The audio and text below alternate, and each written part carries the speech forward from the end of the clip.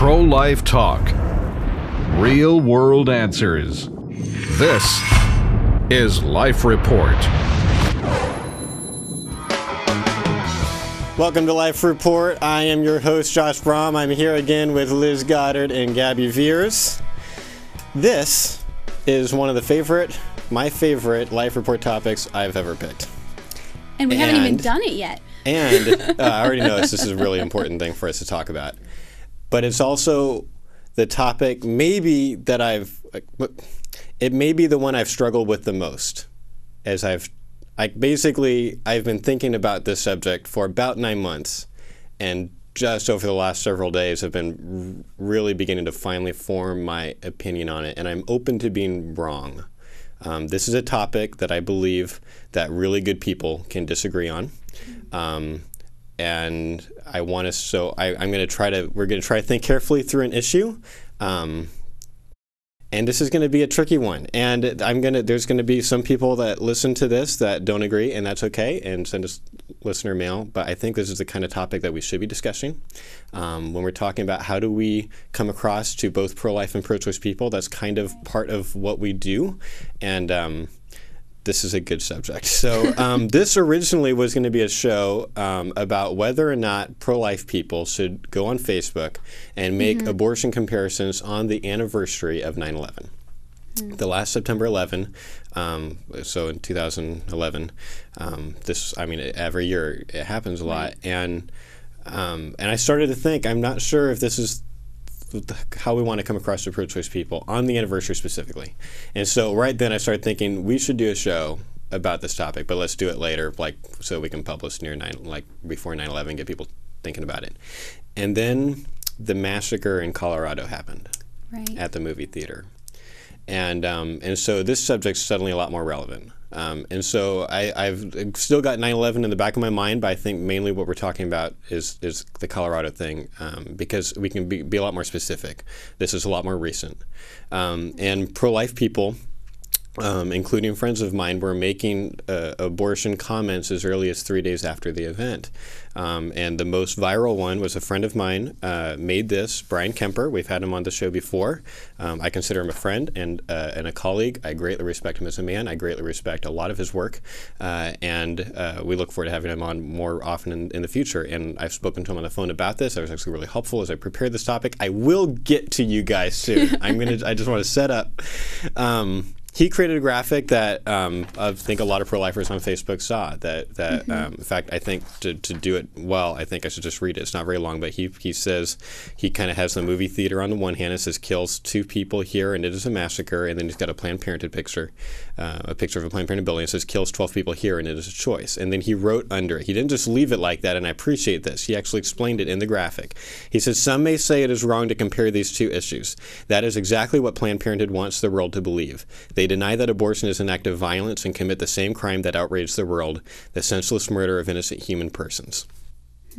So Brian got that out 3 days after the event happened, and it got shared a lot. It went pretty viral as far as I know. We've got different Facebook friends, but my pro-life Facebook friends, it was all over the place. So here's a summary of what I want us to cover. I know there's going to be 2 episodes, and I'm gonna throw to you guys the first question. But here's basically, so you get the entire 2-episode arc. This is what I'm wanting us to talk about when all these are put back to back. How should we personally think about events like the Colorado shooting and abortion privately, in our own minds? How should we mentally think about this? How should we compare the two? And then I think kind of the main topic for us, and this will probably span over both shows, how should we publicly talk about it, especially right after the event? And then maybe some practical, I want to talk about what about after some time has passed. I want to respond to common counter arguments. I've gotten pro and con responses from both pro-life and pro-choice people. So I want to consider what they have to say. And then I've got questions for both sides to consider as they kind of figure out what they want to do on Facebook. So let's start with that. Gabi, how do you think that we as pro-life people should personally think about events like the Colorado shooting or 9/11 and abortion. We a lot of times it's kind of especially if you're active in the movement, you automatically go here. Anytime a bunch of humans die in some tragic event, we go here in our brains. So are there any thoughts that you have about how we should think about this privately before we even get into the public discussion?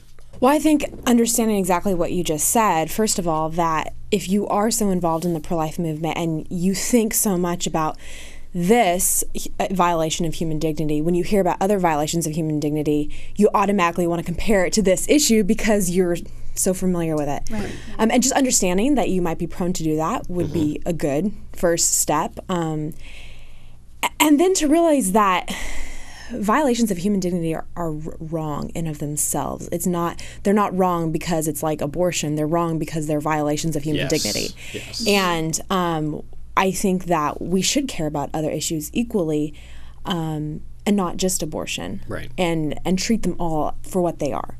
And let me just cut in with a comment because I'm going to be. It was really helpful talking to Bryan on the phone about this, and I feel like I understand him better having talked to him about this. And he gave some really, I think, good arguments for what he did on the phone that even is not in his writings.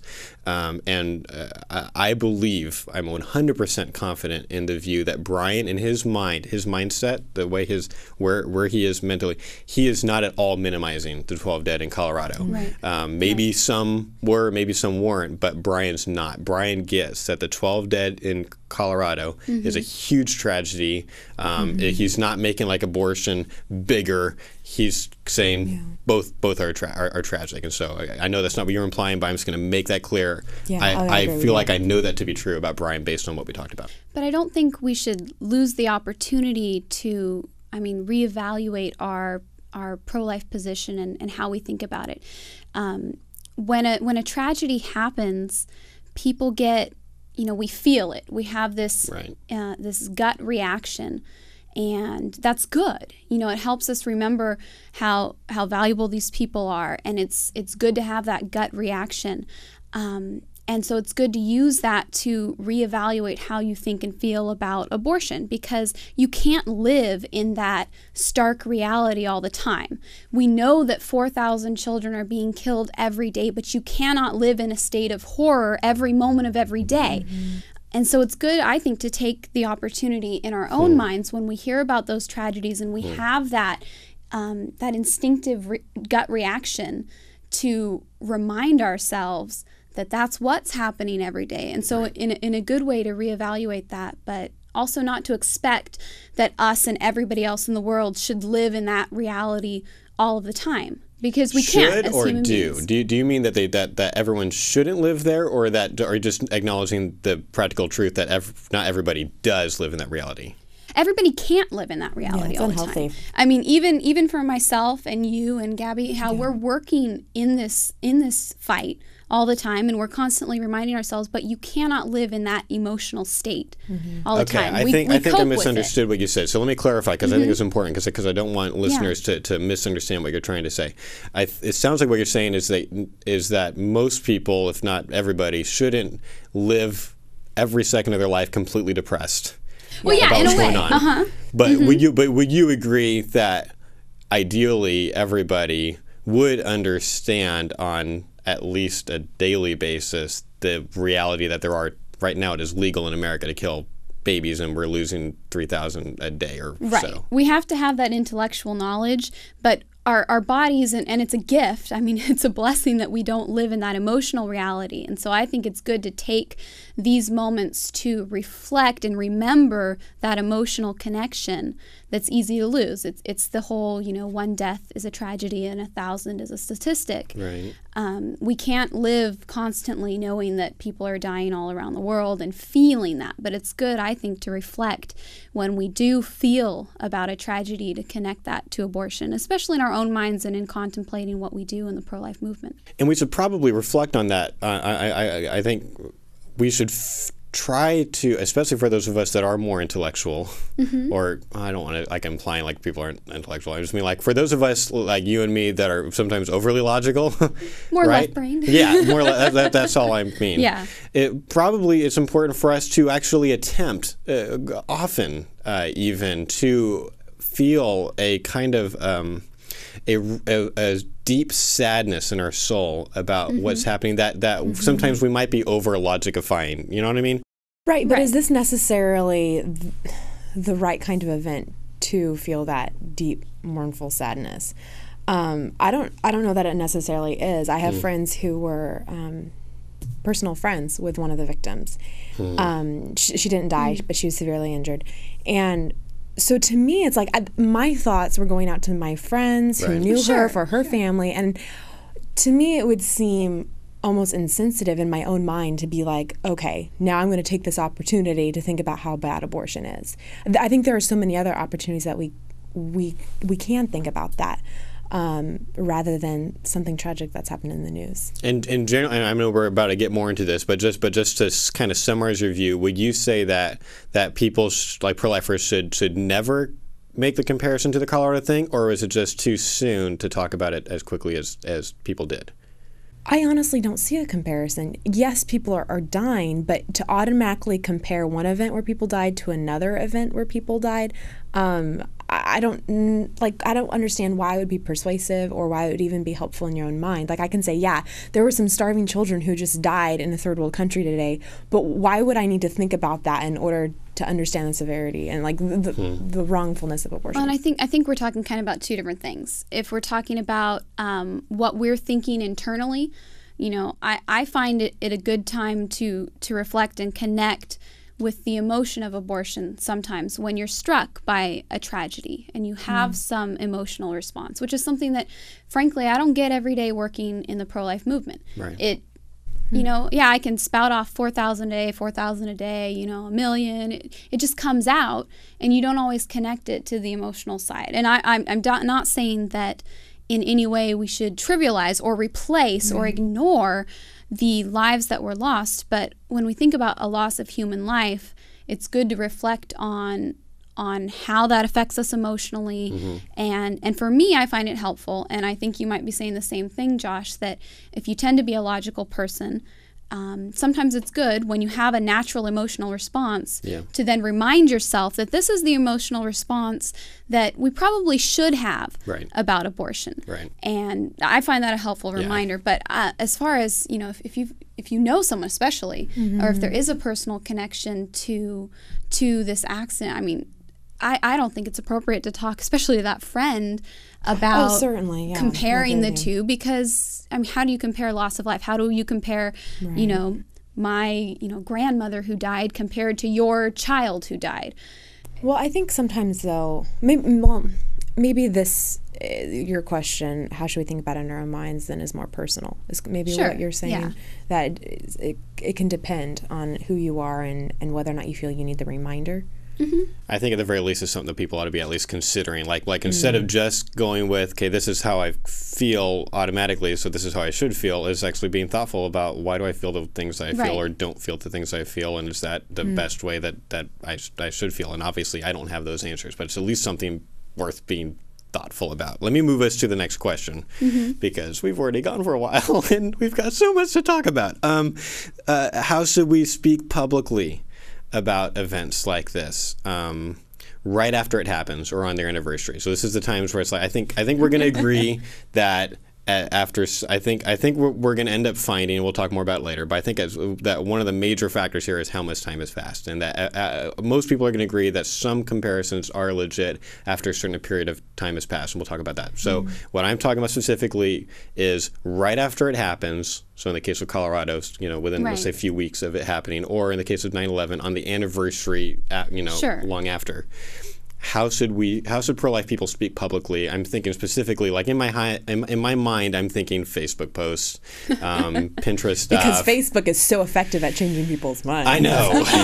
We could have a whole show on that. Oh wait, we did. But to be fair, Bryan Kemper got a lot of people talking about abortion with this post. It's true, but how did you do that? I mean, that's why we're talking. So I think when talking publicly, and we can use this to just talking publicly about abortion, but specifically in relation to tragedies, I think people should apply the normal person standard and ask themselves, am I being the normal person standard?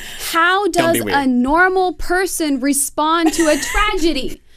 You don't respond. Someone comes and tells you, my grandma died. Oh, yeah? Well, 10 people's grandmas died in China. Which no one did. That doesn't happen. So, how does a normal person respond to a tragedy? Okay, some people would say that normal people, if they understood what is going on with abortion, would respond the way that Bryan did. I reject your premise of if they understood what was happening. I think that to make sure that you respond normally, to say a normal person, when you look at a tragedy, is going to first address, this is horrible. How are these people doing? What's being done? I'm sorry. We're sending our thoughts and prayers. We're, standing with Colorado. We're uniting as a nation. Be normal. It's okay for pro-life advocates to be normal in some of these situations. And then later, once maybe you have a good common ground footing, to say, it really pains me when people take human life for granted like this. That's actually why I work in the pro-life movement, because I think that human value has been lost, and that people are destroying that, and that can lead into a great conversation where that was a great transition. You're coming in talking about human value, and if you're upset about abortion, you should be upset about Colorado. Okay, that's a good topic, but I'm gonna, or not topic, but that's a good point. But be prepared, because I'm gonna ask you some tough questions about some of the things that you said later on in the episode. Okay. Like this whole topic basically is a don't be a weird topic. Yes. And this is not going to be a very one-sided discussion. I'm going to ask you tough questions that people like Bryan Kemper would ask you to try to give everyone their fair share. Code Gabi. Well, I was just gonna say, I don't know. I still felt like that transition was weird. And I still know people who'd still be deeply offended. They're like, okay, you were telling me that you really cared about this and you really cared about this people. But then 5 minutes into the conversation, what, were you thinking about this all along? Just waiting to spring this on me? Feels. Right. Like, I think for some people who will almost get that sense from people who evangelize, like, oh, you're only being my friend in order to get me saved. And it can feel like I'm not as valuable. And I think sometimes, like, that can come across. Like, yeah, discussions on human dignity are good, but with an event like this, I don't know if I would even mention it. Okay, yeah, and I've got a follow up to that, but let me get us. I think this is the logically prior question that we need to answer. Who is our audience? Who is the audience you're trying to reach with this picture? Are you, if you're trying to reach inactive pro-life people that don't really seem to act like they think the unborn are people, I think this actually might be very effective, because if you're traumatized emotionally, like you don't know people that were there, but you're traumatized emotionally by hearing about a gunman coming and killing 12 people, but then you're not at all, not that they're exactly the same, there are differences that matter, and we'll talk about that, but if you're not at all bothered really by abortion, maybe you should be asking some tough questions. So Bryan Kemper would say, this could be very helpful with them, but then maybe with pro-choice friends, maybe not so helpful. So what's the audience you're trying to reach? It's like an obvious first question you have to ask yourself, I think. Well, I think that exactly what you said, the audience that we're trying to reach, if you're talking to pro-choice friends, if you're talking to even kind of your marginal pro-lifers, I don't think this is the wisest way to start a conversation, because you're going to open the proverbial can of worms in something. May open the can of worms. Right. May come across wrong. It might make more damage than headway. And so that's a major consideration, and especially if you're talking to someone who does seem very emotionally connected to the issue, you can use your discretion. Is this a good time to bring up abortion, or is this a good time to shut up and listen and just build a relationship? And I think evaluating the relationship is the first step before you open something that, and I think this has a potential to be harmful to our conversation, because why? We're going to come across as motivated only by our agenda. To pro-choice people, you mean? To pro-choice people, or even marginal pro-life people. I would put them in the same category. Like the mushy middle. The mushy middle. I wanted to be a little more. That's a common phrase, and like it's a political term. So, I think. Yeah, I think and just so you know, I asked Bryan specifically, what audience were you going for here, and he said all of the above. He said he wanted inactive pro-lifers to get something out of it. He wanted pro-choice people to talk about abortion, and he did. He actually went out and like he didn't just put on Facebook. He went to pro-choice pages and posted it to try to get discussions. And to his credit, he did get some people, not just like flame war. He got some people actually talking about whether the unborn is a person, because they said that's the difference, and they've had some discussion on abortion. Like that did happen. You can get some people, but I'm not sure. I mean, if you're throwing this into the pro-choice arena, I think you're asking for people to respond badly. I don't think that this is the greatest thing. I think it's not like any publicity is good publicity. It's not just that you got people talking about abortion. It's how are they talking about it? If they're talking about it in the aspect of, these pro-lifers only care about unborn babies. They don't care at all about these people who died. They don't care about these people's families. Right. They don't care about, this person who's going to see, the relative whose child died or whose sister died or something, seeing this photo and feeling marginalized. Yeah. And so I think that just talking about abortion is not good enough. We can find better ways, I think, to start the conversation so that we're not getting bad publicity. I can say that. I that's basically, I think, my position. I'll summarize my position. I want to be careful to. We've had shows where I haven't done a very good job explaining my position, like the 180 episodes where I end up debating Andrew the whole time and then came across way more negative about 180 than I actually am. So my general principle, it's been hard to come to my conclusion. My conclusion is that there are better ways to get pro-choice people talking about this. Now, I think Bryan's best argument to me, and I don't think he made this one he actually wrote a blog post talking about his comparison. But in his phone call with me, what I felt like was his strongest argument was he did get people talking about it, and he got more people talking about it because he did it so soon. If he had waited, let's say, a month, it wouldn't have gotten as many people actually responding and talking. And I think that's a valid argument. Like his reach, as far from a statistic, like a social media stats perspective, like the impressions, the amount of people that saw it and or engaged with it was higher because of how quickly he did it versus if he had waited a month or whatever. And Bryan actually, his argument was, whenever abortion is talked about, we win. And that's I don't agree. I think I disagree too. I do not agree with that. Why do you disagree? Because if that was the case, then every election year, pro-lifers would rise up and everything would be great for our side. But that doesn't happen. I think people have bad conversations about abortion all the time. I think our side shoots itself in the foot, and we become demonized in the media all the time. And I think we're fighting an uphill battle to put a good face on a tough issue. And I disagree with that statement. Yeah, I think I can think of a few scenarios where we don't win if abortion is talked about. If pro-choice people just talk to each other and they create that, and this happens to pro-lifers too, that proverbial echo tank. That's what William Selaton refers to the internet as, an echo tank. You only listen to your side, and then you just it's actually harmful to the way you think. So pro-choice people are talking about abortion, but they end up leaving even more pro-choice because they got more pro-choice arguments. We lose. What if a really bad pro-life communicator goes into a college campus and says really, really awful things, and the other person leaves, like the Muslim middle person leaves more pro-choice because of it? Exactly. What if a bunch of pro-choice people see Bryan's picture and come across thinking that either Bryan and or the entire pro-life movement doesn't think that the Colorado thing is really that tragic? What we really think is what we want to do is exploit it and use it to talk about our pet issue. And then is that person going to be more open-minded to talking to pro-life people in the future? Probably not. So it basically, I think what we're having is it's not a good versus bad thing. I'm not going to say Posey's picture was wrong, and if you did it, you were immoral. It's a good, better, best thing, because Bryan's thing was, look how effective it was. And what I said is, what if we could find something better? What if we could find a graphic that was done really well like this? Like from a graphic design, I liked the way he did it.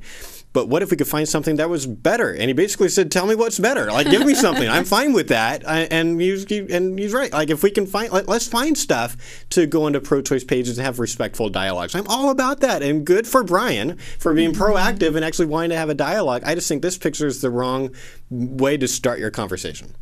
Yeah, I agree with you. The first thing that came to my mind when I heard about this picture was after the Supreme Court decision regarding the healthcare bill.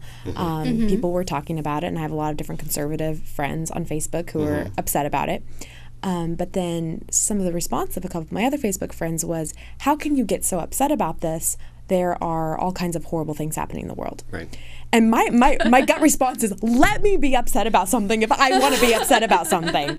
And yeah, I know there's sex trafficking in the world. And yes, I think that is horrible, and I don't want to minimize that. But right now, I want to talk about the healthcare mandate. Right. And so I think sometimes that whenever we compare the abortion issue to something, especially if it's something recent in the news, it's like, no, our focus as a nation is on this issue. This is what we want to talk about. We want to talk about gun control, or we want to talk about the psychology of what goes into, like, why somebody makes a decision like that to go in a theater and kill people.